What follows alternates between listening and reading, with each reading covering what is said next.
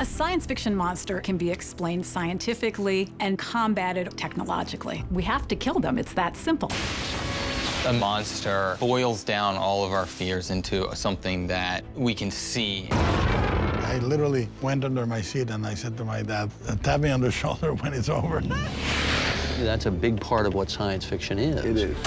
Taking that fear of the creature in the forest and now letting us feel it in a safe place. It's fun to be in a darkened theater and imagine your world ending because of a giant lobster. I have dreams. Creatures are coming at me. Must go faster. Suspense starts in the stomach. And it goes up to the throat. And then it comes out as a scream. It's this primeval instinct in us to escape the bear in the woods. Will is alive. Science fiction monster movies allow us to explore those dark parts of ourselves that we don't want to admit actually exist. This is a creature who asks why he is here. What is he for? Who created him?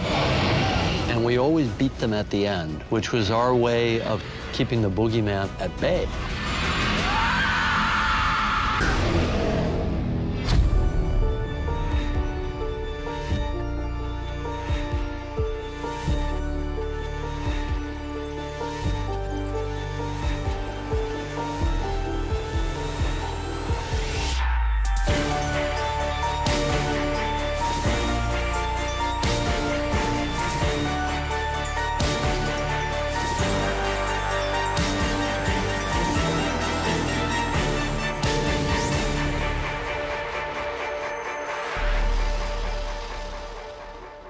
You're a horror guy, as you tell me every time we talk about this.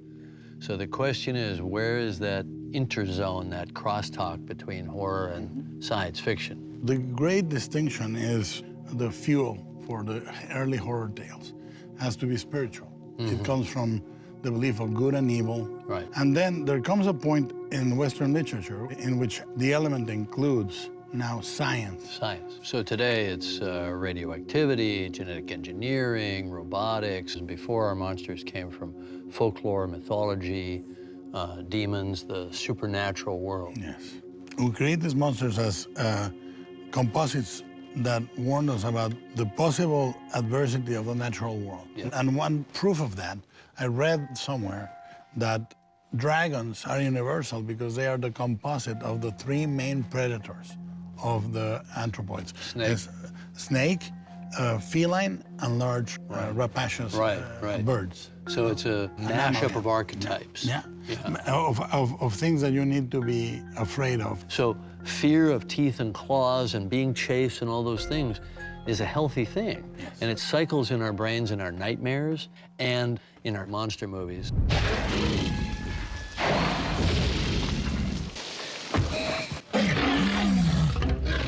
I actually think dinosaurs are the best monsters because they actually existed. Like a lot of the crazy monsters in films and in science fiction, you can console yourself by saying, yeah, but it's not real, really, it's not real. Whereas with dinosaurs, you can't do that. They were real. Like, it makes it more scary. Jurassic Park really deserves classic status. I myself remember gasping, and I think a lot of people in the audience did, at the first shot where they pull back and give you a wide-angle view of this giant, giant dinosaur.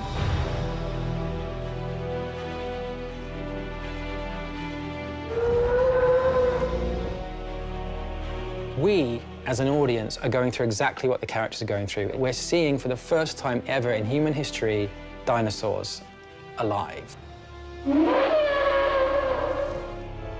When I was a kid, I used to take my popsicle sticks, and I would basically glue them together in the form of a dinosaur, and I would bury it, and then I would wait a week. Till it fossilized. And then I would go looking for it again. That was my closest moment of trying to be an amateur paleontologist. Cut to years later, and you're working on Jurassic Park. Yeah. You know, and Michael Crichton just came up with the perfect concept. I'll tell you one conceptual line. I'm writing a book about dinosaurs and DNA. Yeah. And that's all he would say. Right. Well, I got sent the book. I got to the scene where the Tyrannosaurus Rex licks the windshield with the kids inside. Right. I said, I gotta make this movie. I never even finished the book. I called up, and he said, Steven just bought it. Well, what happened was... And you know what? You know what? It was the very, very best thing that could have happened, because I would have made it like Aliens. I would have made an R-rated, scare the crap out of you movie. And you made it just scary enough, but still a movie for kids. Because I was the 12-year-old me telling that story. Some of those dinosaurs, as you know, were Dennis Muren and CGI special effects. Steven Spielberg would be on a bullhorn off camera and be going, "Arr," and making some dinosaur sounds. Hammer? And we'd be looking at a tennis ball. But some of them were Stan Winston puppetry.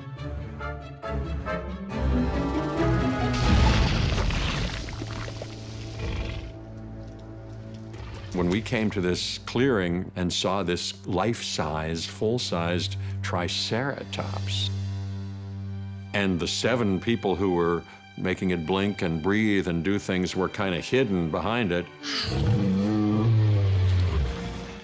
Oh, that was something. Steven Spielberg, he wanted the dinosaurs to have some monster abilities and to be seen as monsters, but I was brought in to make sure that 6th graders didn't send him nasty notes about things being wrong. There was a scene where the velociraptors come into the kitchen and are chasing the children around. And Steven wanted the raptors to come in and stick out a tongue, like a lizard or a snake would do. And I said, we know for sure that dinosaurs did not do that. And so we decided the raptor looks through the window and it snorts and it fogs up the window. And only a warm-blooded animal can do that. Science fiction monster movies are very much about the monster of humanity. In Jurassic Park, our scientist, John Hammond, very much wants to recreate dinosaurs to prove that he can do something no one else has done. And that creates a chain of disasters that in turn creates a physical monster, the literal manifestation of the bad actions of those humans. I wanted to show them something that wasn't an illusion. Something that was real. Something that they could see and touch. John Hammond represents a ringmaster. Right. He's the Ringling Brothers of bringing these species back to life. And his intentions are pure. Yeah. He wants everybody to come see these dinosaurs. He wants children to get tears in their eyes when they marvel at these creatures that they only could see in storybooks. And at the same time, he is blind to what he's doing. That's right. Like all mad scientists. Yeah, and Jeff Goldblum is such a great conscience. Oh yeah, he's the voice of the audience. Says, nature will find a way. He says that, life finds a way. Life finds a way. And he's right every single time. Life breaks free, it expands to new territories, and it crashes through barriers painfully, maybe even dangerously, but, well, there it is. You're implying that a group composed entirely of female animals will breed? No, I'm simply saying that life, finds a way. This idea that in Jurassic Park, the female dinosaurs are capable of changing so that they can reproduce is brilliantly foreshadowed when Sam Neill gets into the helicopter before they get to Isla Nublar. And he's got 2 seatbelts that are both female, but of course they can't stick together. So what he does is he ties them in a knot around his waist. And that's the whole film, isn't it? It's the whole idea that life will find a way. Evolution is an innovator that finds a way to survive, even though, against all odds, it shouldn't be possible. I mean, it's quite clearly the moral at the heart of Jurassic Park is that you can't control nature and you shouldn't play God. But I kind of left Jurassic Park really wanting to see dinosaurs come to life.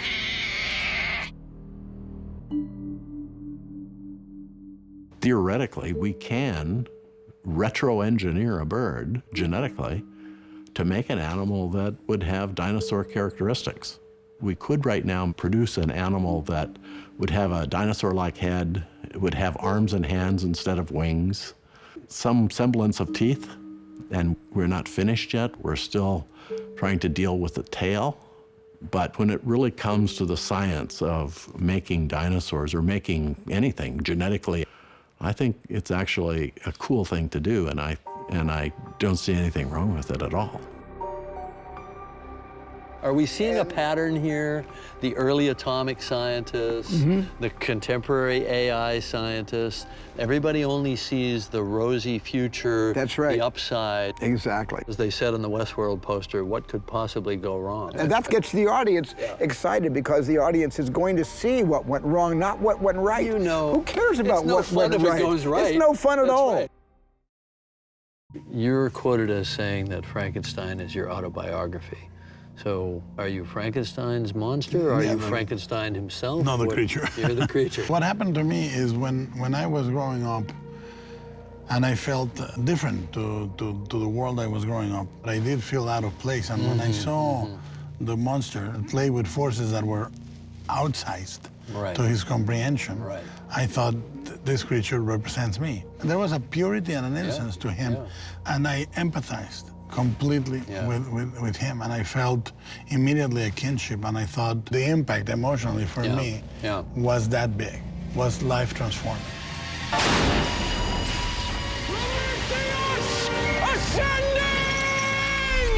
When you look back, the foundation of science fiction can technically be put on the shoulders of Mary Shelley.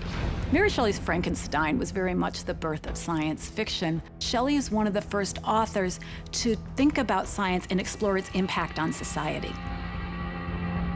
Mary Shelley, she was living at a time when science was beginning to gain a foothold.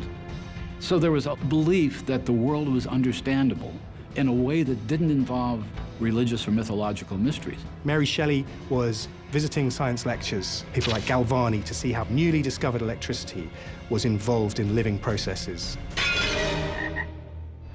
The story of Frankenstein, it's really about a scientist who has the arrogance to think that he alone can create a living being. This idea of being able to create a human being from bits and pieces of other human beings is so potent, and it is echoed all over the movies. But that's when it really is crystallized. In the first film version, Thomas Edison's 1910 Frankenstein, the creature is made not through electricity, but through a chemical process. Thomas Edison was considered the father of electricity, so he didn't want electricity to have any negative connotations. In the 50s and 60s, Victor Frankenstein creates his creature through atomic energy. In Kenneth Branagh's 1990s version, we have lots of images of the creature itself shooting from one tube to another tube until it's finally taken out of the final tube by Frankenstein in a very wet and messy birthing scene. And so literally, he's created the first test tube baby.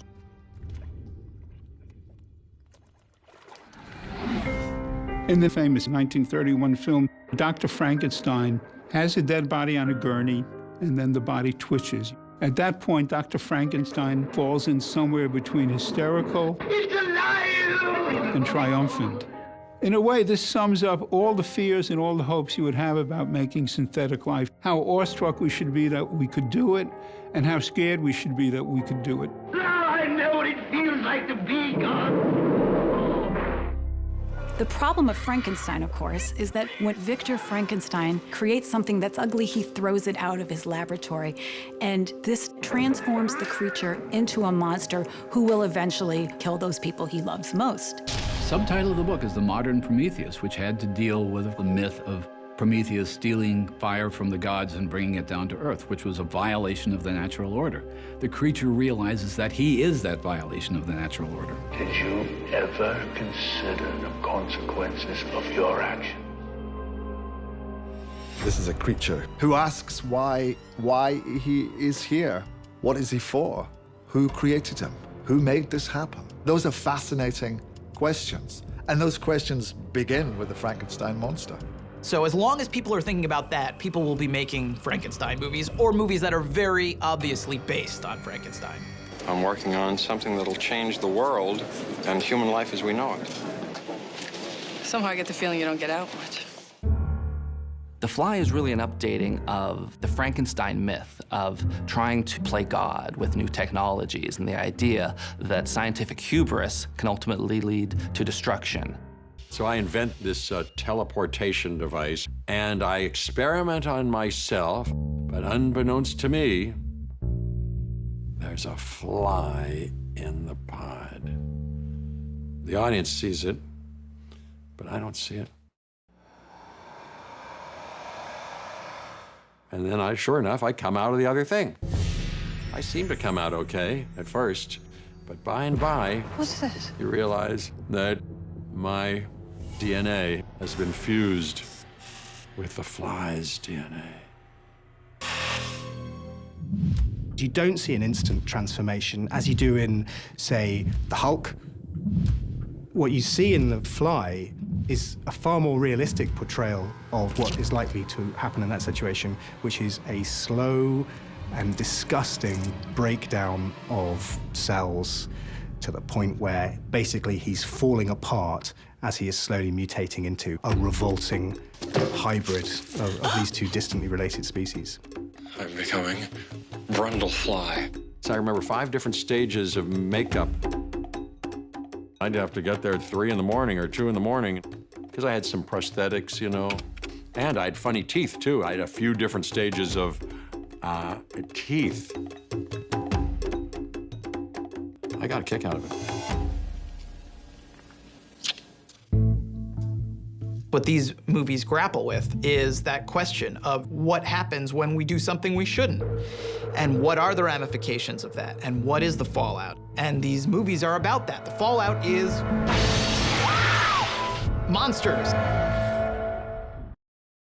To me, when I see a science fiction monster movie, it's about taking our angst and our fantasies and our terrors and making an escape, a nightmare that's safe. Yes. You know, because when you're left alone with your nightmare at 3 o'clock in the morning, you're not safe. But when you go into a movie theater, you're safe. There's people around you. And you know it's going to last a certain amount That's of right. minutes. It's a defined thing. And things are going to get resolved. Except for Alien. I saw it on opening night in '79 when it came out at a big theater, and man, people were screaming so hard they were throwing their popcorn. Me too. I mean, there's that figure of speech, hide under your seat. Yeah. It was not a figure of speech. I literally went under my seat and I said to my dad, tap me on the shoulder when it's over.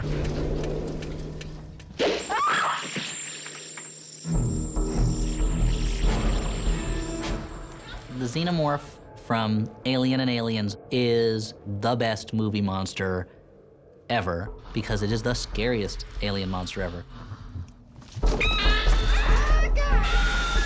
I think what is terrifying about the Xenomorph is it was barely on screen, it was very underlit, lots of flashing lights, and I think that's very much the power of the first Alien movie as a scary movie, is it left a lot to the imagination.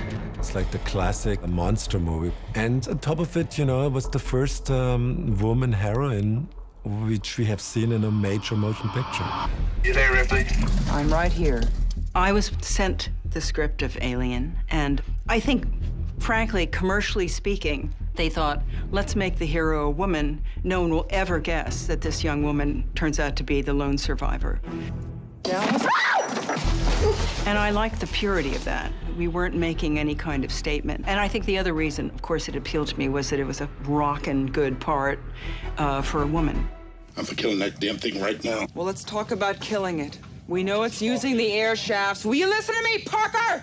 Shut up! So what possessed you to take Ripley, who wasn't given a first name, none of them had first names, and say, let's make her a woman? You know, I hadn't realized the importance of women's lib and how women aren't really included because I was brought up with a very strong mother. Yeah. So I had already accepted that women will rule eventually anyway, whatever we do about it. Yeah. And see, you weren't making a statement. You were just observing the world that you knew and reproducing why not? it. Why not? Yeah. To give Ripley the punch and power was the right thing to do. Yeah. And science fiction has always been a genre that pushed boundaries of gender, conformity, racism. It's a stage where anything goes. Yeah. Her character is about facing her fears, and over the course of a number of films, she became a kind of a global icon for feminism. Yeah. It really was the first movie where you had a woman that wasn't the victim, and that was major. For years, it was a man's job to slay the monsters in science fiction. The women, at best, were either sent home so they'd be safe, Stay here, Kay. or they had to get rescued from the monsters. Or, even worse yet, they themselves were the monster. She'll tear up the whole town till she finds Harry. Yeah, then she'll tear up Harry. Ash, Wendalis, and Kane are off the ship. I'm senior officer. Ridley Scott did such an amazing job in portraying Ripley as a straightforward human, and then Jim Cameron took it to a whole new level with Aliens, setting up the relationship of Ripley and Newt. Hard to believe there's a little girl under all this. And then paralleling it with the Queen and her offspring.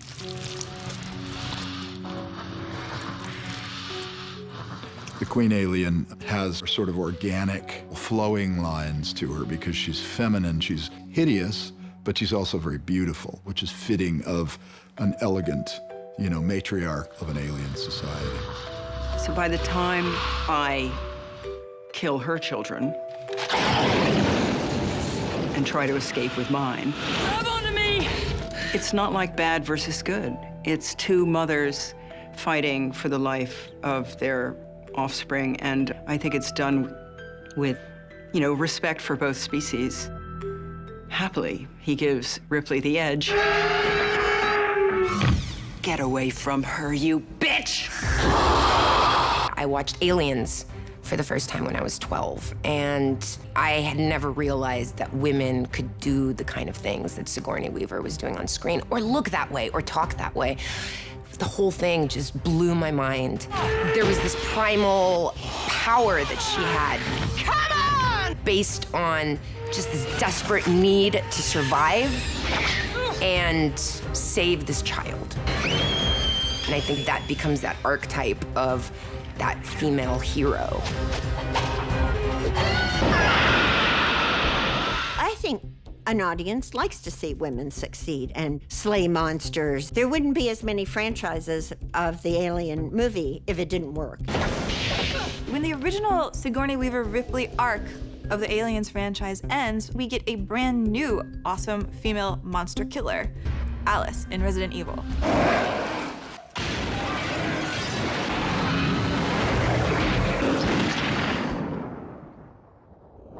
When Resident Evil came up, I was just really excited. I was a huge fan of the video game.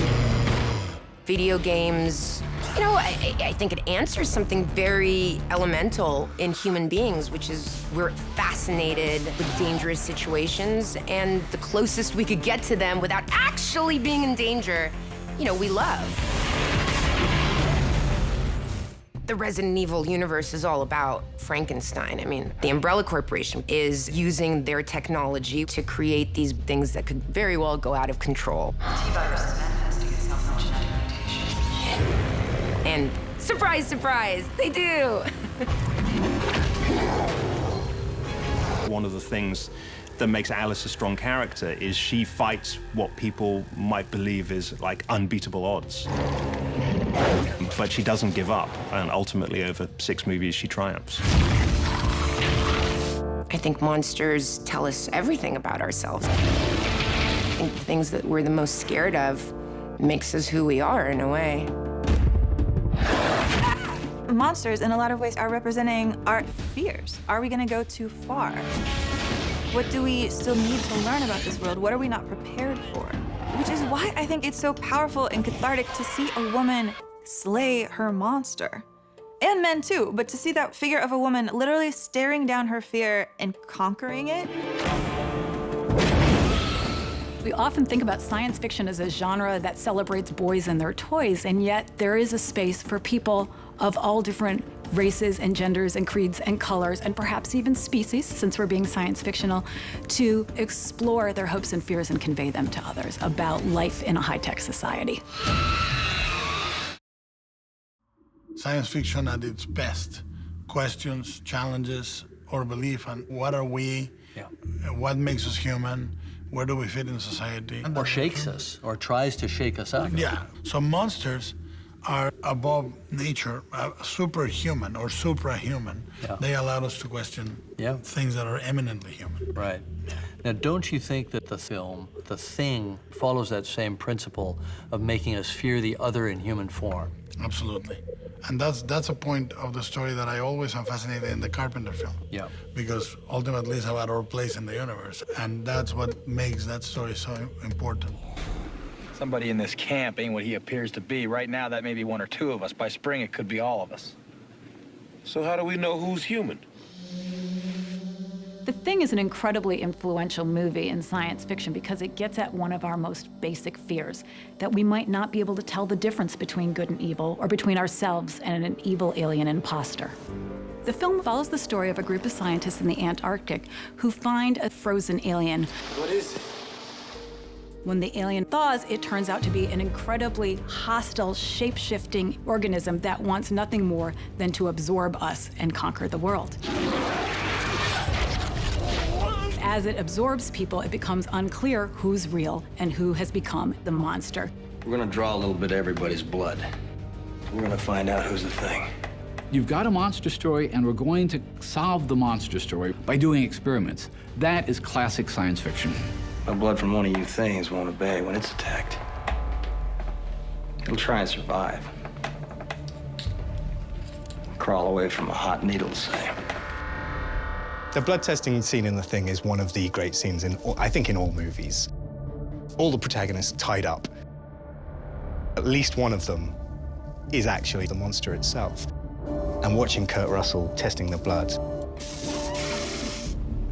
where the tension is just unbelievable. This is pure nonsense. Doesn't prove a thing. We'll do you last. When that thing screeches up, you know. That was worth the price of admission. The Thing in The Thing, in some ways, it's one of, I think, the apexes of that kind of old school analog monster. Was actually there on the set with the tentacles and the teeth. I mean, this is pre-CGI. Guys weren't doing this kind of stuff. But the ultimate threat here in The Thing isn't even the monster itself. It is what The Thing evokes, the paranoia and terror that engulfs that station. It isn't Phoenix. The Thing was based on a story, Who Goes There, by the most influential magazine editor, really, in the history of science fiction, a writer named John W. Campbell, Jr. Did you have any plan in mind as to what you wanted Astounding to be? I wanted to be a good science fiction magazine, and, oh yes, I wanted to learn how to be an editor. So he began to establish a group of writers for his magazine that became the pantheon of modern science fiction. Robert Heinlein, for example, Isaac Asimov. John W. Campbell, Jr. What he wanted were people who would write stories in which the science was realistic. Realistic in the sense that the scientific culture be represented accurately. He certainly shifted science fiction from boys' adventure stories in space to serious considerations of what the future might be like. And that set up what some writers think of as the Golden Age. Campbell said that he got the idea for this story, Who Goes There, from a very personal incident that happened to him as a child. One day, he came home, saw his mother in the kitchen, and started talking with her, and became increasingly confused by her odd responses to his questions. It wasn't until his mother actually walked in that he realized he had been talking to her twin sister.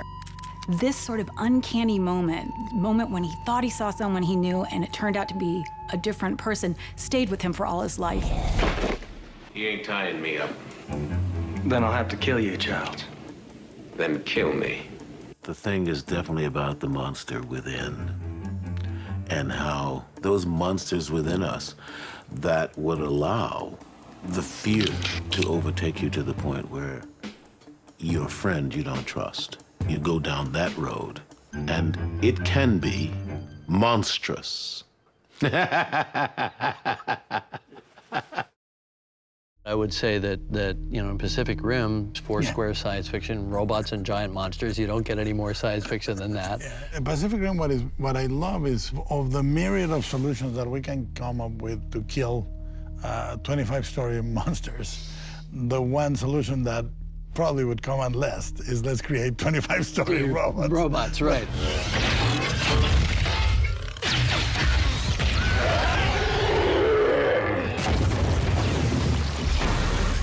The great majority of monster movies, you killed the monster. at the end. So it's you stand that fear up and then you kill it. And you kill it by ingenuity, by willpower, by courage, whatever it is. And so I think there's an element that we create the monster so we can destroy it. Of course. Like in the 50s and all these B monster movies.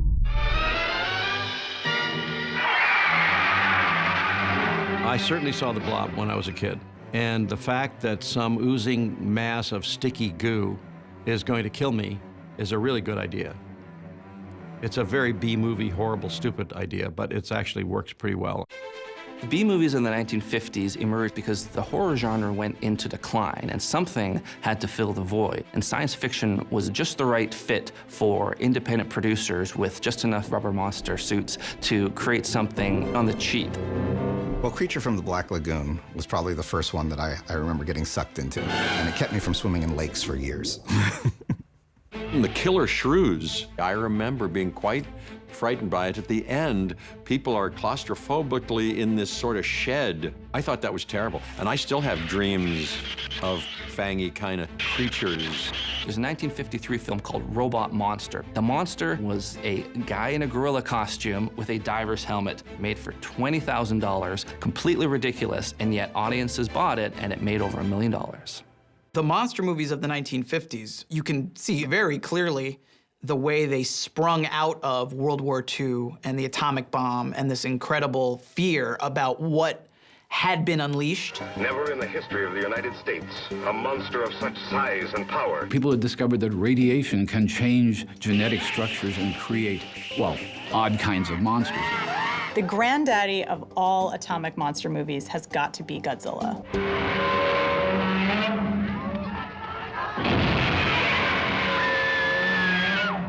Godzilla embodies the anxiety and the terror of the nuclear attack. age, Absolutely. right? Sure. It's not a surprise that it emerged as a science fiction neo-myth from Japan, which had actually been bombed by nuclear weapons. And in that way, monsters respond to the zeitgeist at the time they are the zeitgeist. So monsters are incredibly apt at embodying the abstract in flesh. Godzilla was made less than a decade after the atomic bombings, and there were a lot of issues that were taboo. Japanese people could not speak amongst themselves or in the media about Hiroshima and Nagasaki, about the defeat, and about the fact that Japan, even after the war, remained subservient to the United States. In Japan, you know, you can't make a movie about that stuff. But what if we make a movie about a giant monster who Americans invent this bomb? It wakes up the monster, and one of our cities gets destroyed and leaves radiation everywhere. And they're like, oh yeah, that's fine, you can make that movie. It's like, okay, cool, it's called Godzilla. In Japan, the name is Gojira. It is a combination of two words, gorira, which means gorilla, and kujira, which means whale. So it literally means gorilla whale. The legend is this was a nickname of an overweight Toho Studios employee. The producer heard that nickname and loved it so much he gave it to the monster. The first film is hardcore, very meaningful science fiction. And then, you know, they obviously think, what can we do next? And, well, let's have Godzilla fight another creature. And it became a bit silly. And so Godzilla was transformed from being this vengeful force to being more of a protector and defender for Japan. In our film, we wanted to bring back a little bit of the kitschiness in a modern concept. Because Godzilla is such a beloved character from Japan, the creators of Godzilla had a Bible. It was this thick. And in it was all the do's and don'ts, what it can do, what it can't do. And we like threw it away. I hired one of the production designers of Independence Day, Patrick Tatopoulos, to kind of give me a new Godzilla. And I said, if I cannot make that Godzilla, I'm not making the movie at all. The first shot that we had about Godzilla was a shot from the street looking up. And the first question we asked is, what's happening with the genitals? Should we see them? And it's funny because as joke as it is, Emmerich says, you know, I think she should be a female. She should have kids. In many regards, we were trying to reinvent Godzilla. I think that the people in Japan felt, we don't reinvent our Godzilla. We like our Godzilla just the way he is. I think when you're trying to make a science fiction monster movie, you're always looking for what's it really about. When we made our Godzilla, we definitely wanted it to be serious again. You know, at the end of the day, it's a giant monster movie, two massive creatures smacking the crap out of each other. But all that stuff's pointless if it hasn't got something at the heart of it that it represents. And so I feel like there's this sort of Western guilt that we don't really acknowledge or talk about. We nuclear bombed a country, and I think Godzilla in our film was representing that coming back to haunt us in a way. Science fiction movies could be very cathartic. The reality is, in all of these movies, humankind ends up defeating the monster. The world is saved, and we come together when we most need to.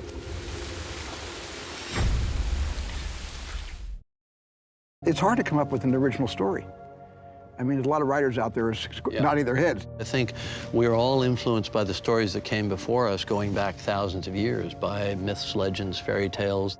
I think the worst films just refer to other movies. Yeah. The best films somehow connect you to something that you've actually experienced. Yes. Well, Stranger Things has done that very well. Yeah.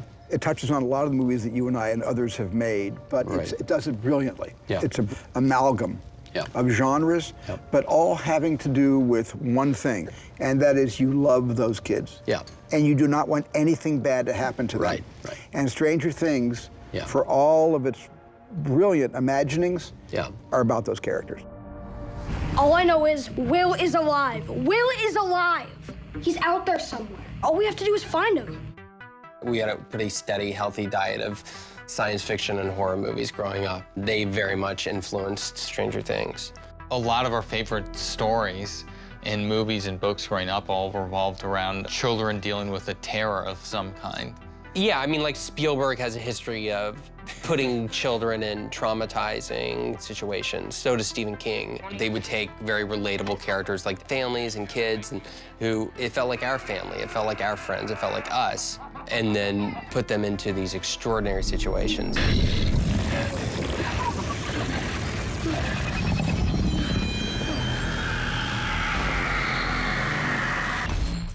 Stranger Things, it's about a kid who goes missing. He vanishes into like thin air. And I'm one of his best friends, and we go look for him. We go on crazy adventures, and they confront this girl. She has powers. Then we confront other things like monsters. Not just monsters, one monster, the Demogorgon.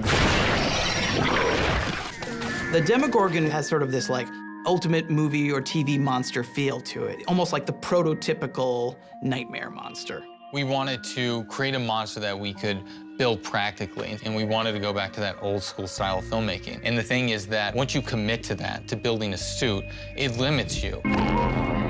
It was also very important that it was very weird. Because to us, you know, the weirder a design is, the scarier it is. And sometimes it's simple things like removing, taking the eyes off.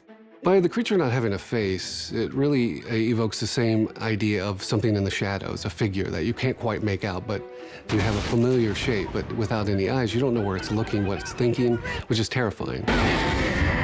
Demogorgon, he's really tall. I would say he's probably like 7'1", Shaq's height. He has this, his face looks like a tulip, a flower, and it opens up with all this teeth and slime. We can't wrap our brains around what this thing is, and we can't pinpoint what to do and what it is. That's why we're afraid of it. And it looks pretty creepy, and it's trying to kill you.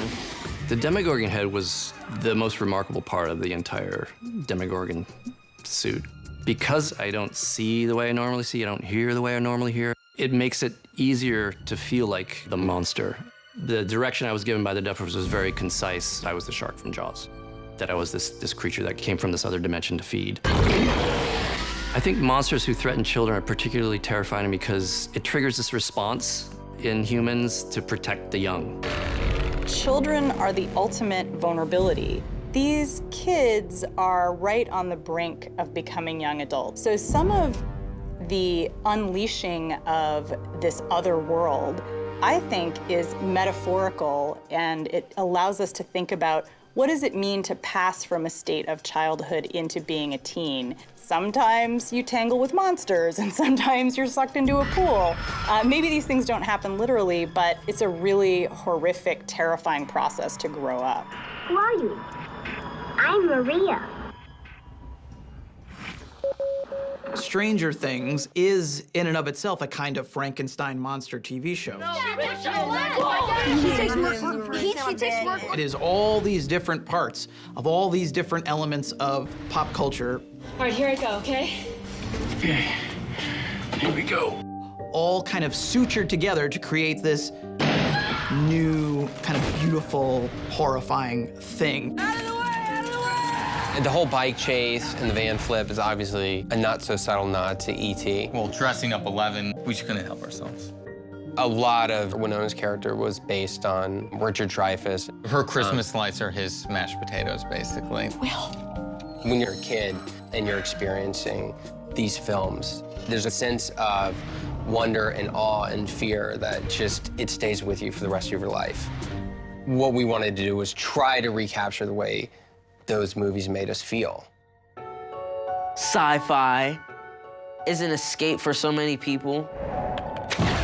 And I feel those monsters, not just the Demogorgon, helps everyone in the world move on and feel good about the world when the world isn't doing well.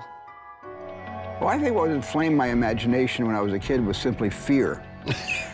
Fear, I think, you know, I needed to do something to protect myself against everything that I was afraid of. Most everything when it got dark, I was afraid of. A lot of my process starts with dreams and nightmares. It's all getting out those childhood terrors and just making everybody else feel it. Yeah, you kind of exorcise them from your own life, and then you foist them upon everybody strangers. else. Right, exactly. And we love it, and we can't get enough of it, and so we can't stop. Right.